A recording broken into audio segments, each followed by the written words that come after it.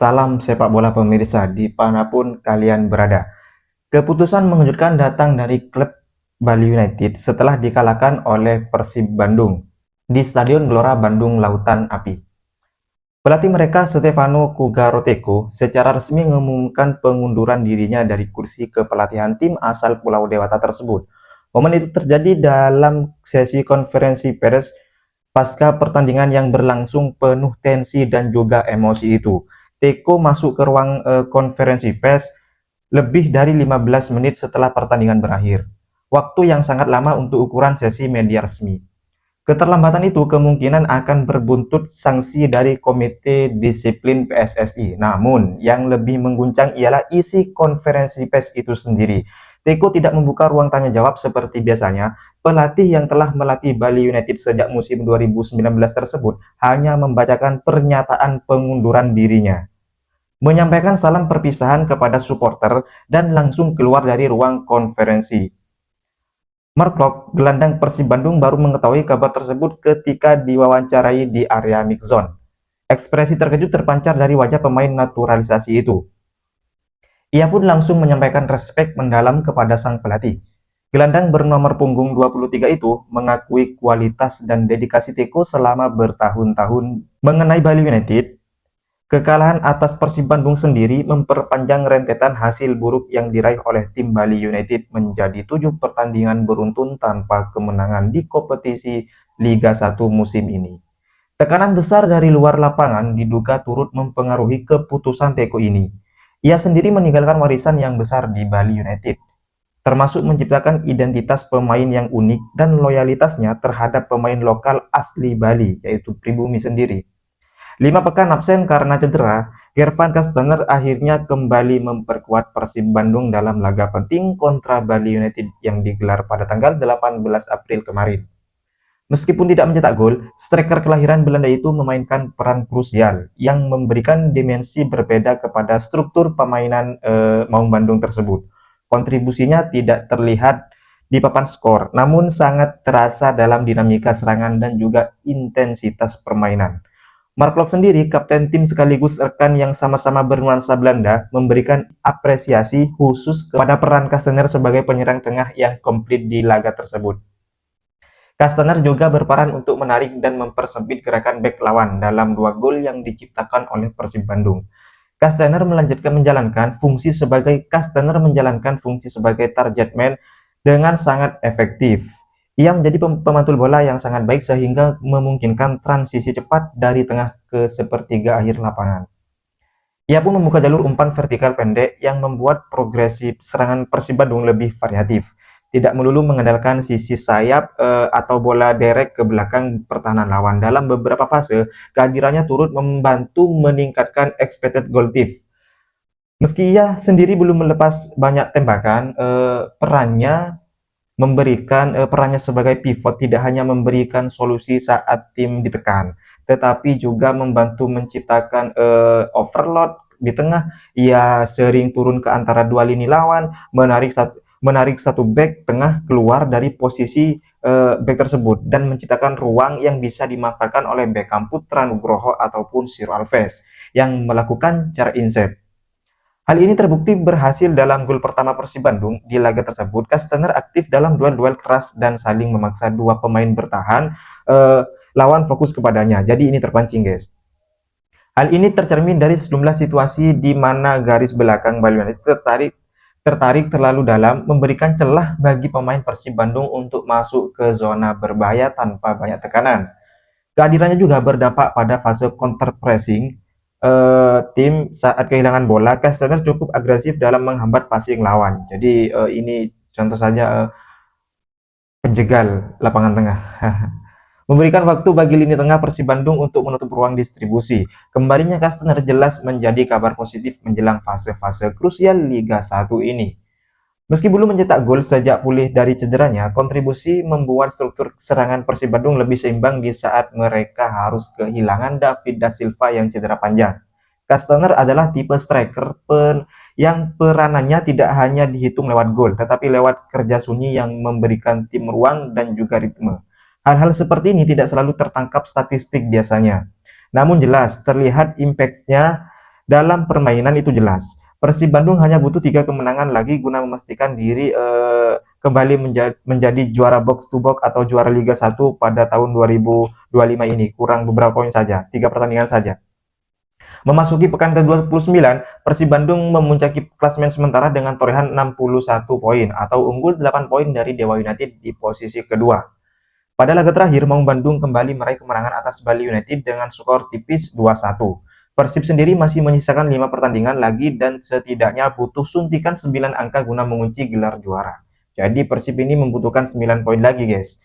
Secara beruntun di kasta tertinggi Indonesia. Jadi juara box to box istilahnya seperti itu. Musim lalu Pangeran Biru juga tampil sebagai yang terkuat di BRI Liga 1 2024. Dari sekian pemain, satu di antaranya yang paling berbahagia tentu adalah Rezaldi Heunusa. Keputusannya meninggalkan Persija karena kurangnya menit bermain akhirnya berbuah manis di Kota Kembang ini.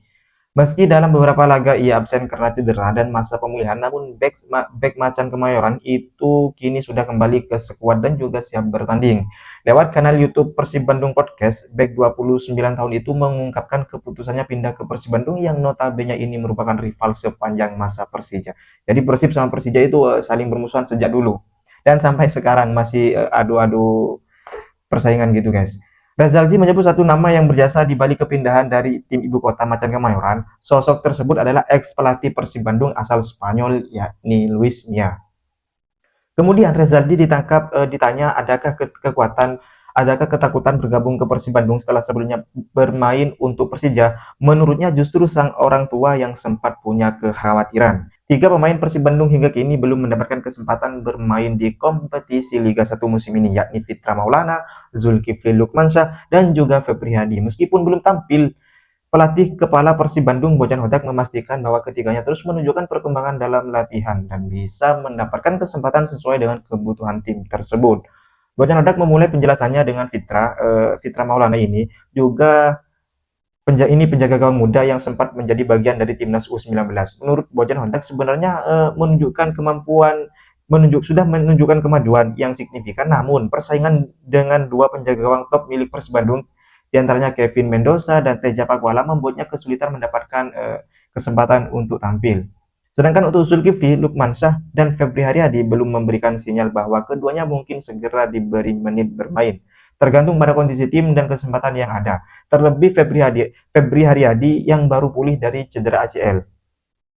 Mengenai Zul, Bojan Hodak juga menyebutkan bahwa Zul sempat absen karena sakit minggu lalu. Namun jika kondisinya kembali normal dan bisa berlatih dengan baik, maka ia akan mempertimbangkan untuk pertandingan berikutnya. Menjelang berakhirnya kompetisi BRI Liga 1 musim ini, beberapa nama pemain senter dikabarkan bakal bergabung dengan Persib Bandung. Di antaranya Jordi Amat dan juga Sadil Ramdhani. Wah, ini keren. Menarik guys, ini guys. Seperti diketahui ya, Jordi Amat dan Sadil Ramdhani saat ini tengah membela klub Liga Malaysia, yakni JDT dan juga Sabah FC. Jordi sebelumnya sempat dikabarkan akan bergabung dengan Persib Bandung pada musim 2022-2023. Skuad Maung Bandung sempat dikaitkan dengan ex-back Swansea City tersebut. Saat itu Jordi yang telah berpaspor Indonesia berstatus bebas transfer usai meninggalkan klub Belgia Kas Eropan. Namun upaya Persib Bandung harus kandas setelah sang pemain lebih memilih bergabung dengan Johor Darul Takdim. Bersama JDT tersebut, Jordi Amat sukses menorehkan sejumlah prestasi. Ia bahkan dipercaya sebagai kapten dan turut membawa timnya meraih berbagai trofi domestik. Namun, dengan kontrak yang akan berakhir pada 31 Mei 2025, rumor mengenai kepindahannya kembali mencuang. Kemudian nama Sadil Ramdhani sentar dikabarkan akan bergabung dengan skuad Maung Bandung lantaran kontraknya telah selesai bersama klub Liga Malaysia yakni Sabah FC. Melalui akun Instagram pada Senin kemarin, ia sudah mengucapkan perpisahan dengan tim yang sudah dibelanya sejak hampir 5 tahun itu. Kesan perpisahan Sadil itu rupanya tidak luput dari pantauan para penggemar Persib Bandung yakni bobotoh. Kolom komentar unggahan Sadil Ramdhani dibanjiri dengan sapaan khas Wilojeng Sumpi. Kode ini seolah-olah menjadi sinyal kuat harapan bobotoh agar Sadil Ramdhani merapat ke tim kebanggaan mereka. Tidak sedikit pula bobotoh menarik kesamaan antara Sabah FC dengan Persib Bandung, kesamaan warna jersey kebanggaannya, yakni biru semakin memperkuat spekulasi, dan juga harapan para penggemar agar Sadil Ramdhani menjadi bagian dari Pangeran Biru untuk musim depan. Selain itu, beberapa pemain Persib Bandung juga turut memberikan tanggapan terkait postingan tersebut di kolom komentar. Di antaranya ada Adam Alis yang menyebutkan unggah kode seperti itu. Meskipun demikian, pelatih Persib Bandung Bojan Hodak sebelumnya sudah memberikan tanggapan dan menganggap kabar tersebut hanya rumor seperti musim-musim sebelumnya. Selain itu, Deputi Kop Persib Bandung Aditya Putra Herawan tidak memberikan jawaban pasti dan pengalihan pertanyaan terkait kabar bergabungnya Jordi Amat dan juga Sadil Ramdhani ini. Meski demikian, jika Jordi dan Sadil Ramdhani bergabung bersama Persib, maka akan ada pemain yang tersingkir biasanya mengisi posisi keduanya. Jadi Jordi Amat kalau gabung nanti ada pemain yang akan tergeser gitu. Jordi Amat sendiri merupakan pemain yang berposisikan sebagai bek tengah, namun dia bisa juga sebagai gelandang bertahan. Pemain berusia 33 tahun ini sudah memiliki banyak pengalaman bermain di Liga Eropa, di antaranya memperkuat Espanyol, Swansea City, dan juga Real Betis. Jika Jordi bergabung dengan Persib Bandung, maka satu slot posisi bek tengah akan diisi olehnya, dan bakal ada pemain yang tersingkir. Saat ini dua pemain asing menjadi andalan di posisi bek tengah Persib Bandung, yakni Gustavo Franca dan juga Nick Kuipers. Selain kokoh di lini pertahanan, keduanya juga produktif mencetak gol. Itu hingga masuki pekan ke-29 kompetisi dari Liga 1 musim ini. Keduanya sudah tampil dalam 26 pertandingan, hanya saja dari segi produktivitas, Gustavo Franca unggul dengan 4 gol dan juga 2 asisnya. Sedangkan Nick Kuipers dengan jumlah 3 gol dan 1 asisnya, jika melihat dari statistik tersebut, maka Nick Kuipers ini kemungkinan bakal tersingkir dari skuad utama dan menjadi pilihan kedua melapisi Jordi Amat tersebut. Selain itu, Bojan Hodak bakal memiliki banyak pilihan untuk menyusun pertahanan saat mengarungi musim depan. Sedangkan Sadil merupakan pemain yang memposisikan dirinya sebagai sayap kiri. Selain itu, dia juga bisa bermain di posisi sayap kanan dan juga gelandang serang nih guys. Ini sangat menarik. Posisi sayap kiri memang cukup dibutuhkan oleh skuad Bandung jika melihat kondisi Persib Bandung pada kompetisi Liga 1 musim ini. Pasalnya pada kompetisi BRI Liga 1 musim ini, Persib Bandung kehilangan beberapa pemain karena mengalami cedera. Satu-satunya pemain yang berposisikan sebagai sayap kiri adalah Gervan Kastener. Meski demikian, Gervan Kastener lebih sering dipasang sebagai striker melapisi David da Silva, sehingga posisi sayap kiri lebih sering diisi oleh Ciro Alves, yang posisi idealnya sayap kanan. Melihat kondisi tersebut, jika resmi bergabung dengan skuad Bandung, maka Sadil Ramdhani bisa menjadi pilihan utama di posisi sayap kiri ini. Oke, sampai jumpa di sini dulu videonya. Kita lanjut pembahasan bola mengenai perbolaan tentang Timnas Indonesia dan juga Liga 1 di Indonesia ini. Silakan diisi kolom komentarnya jika mau request mau membahas apa.